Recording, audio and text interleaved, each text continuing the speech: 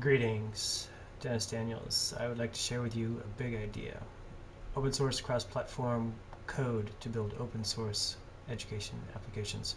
Processing is perhaps the most dynamic of the cross-platform applications, programming languages, because it runs in web, runs in Java, runs on Android and iPhone apps, and it's free.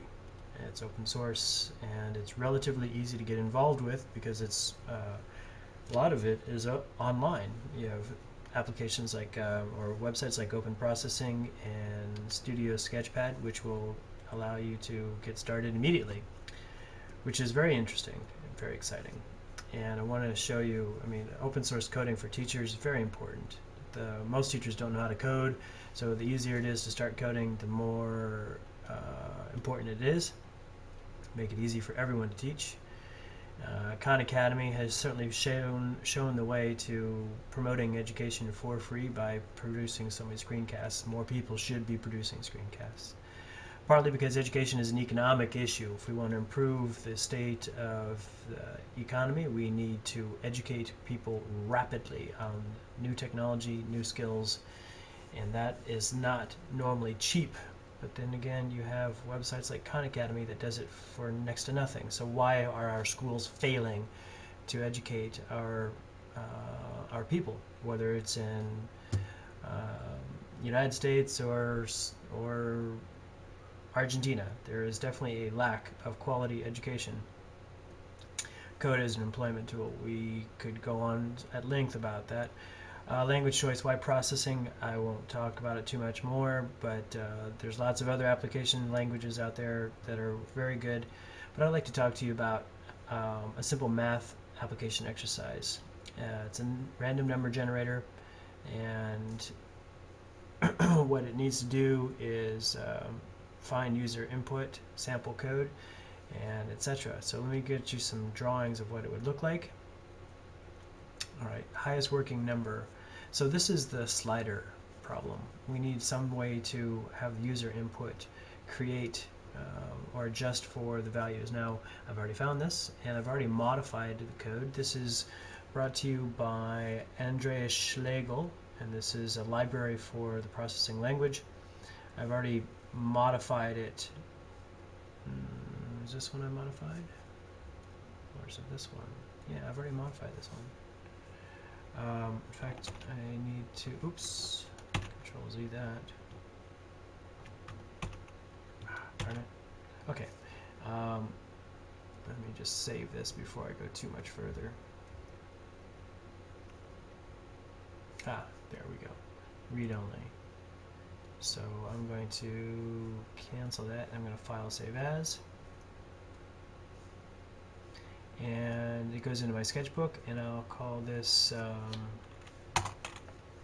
basics slider with mods. I've already done a few of these, and let's go ahead and save that. Now the declare variables, etc., I added this to kind of keep my own sanity, and I had to go to the library, online library, to figure out what the code meant, and I got that at sojamo.de. Again, Mr. Schlegel has done a great job of documenting it, and that's why processing is such an exciting language, is because there's so many good things going on in it. So let's take a look at what the code does.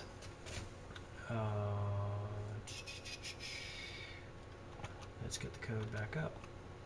Right there. There's my code. Or our code, rather, because now you can see it too.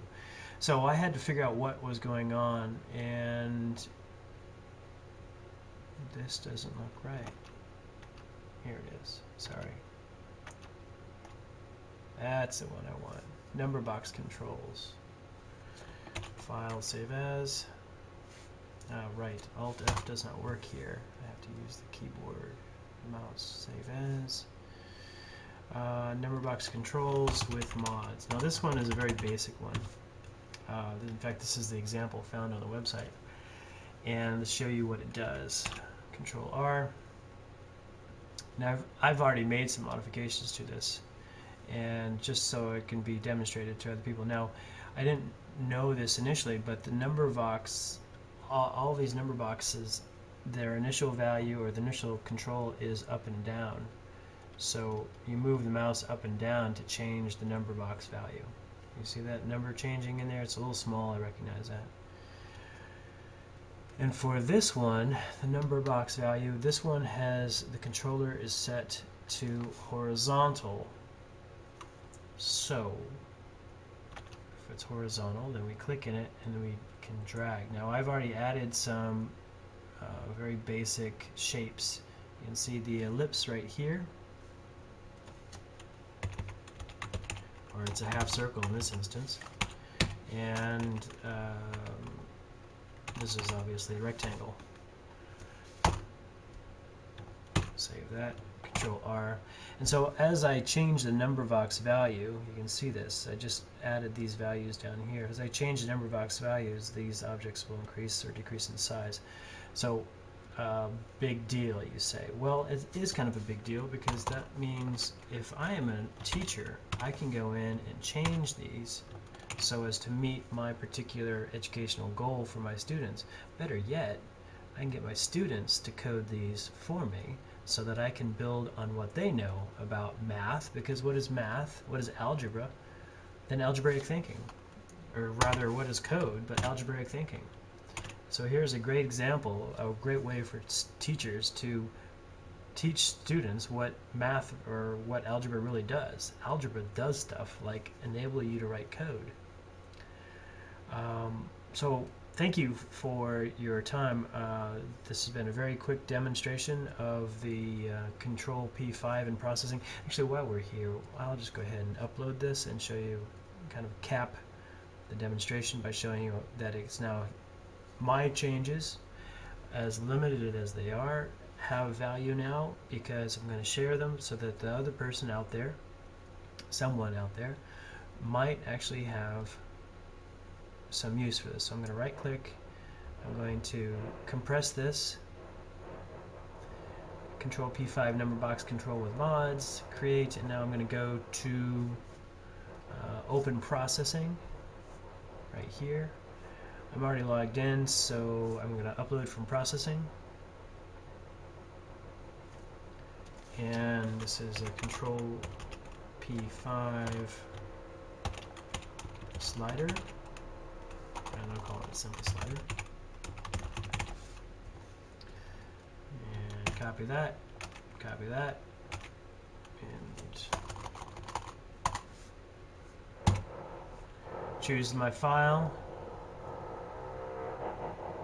And we'll go up to Sketchbook, and it's right there, Control number box applet.zip.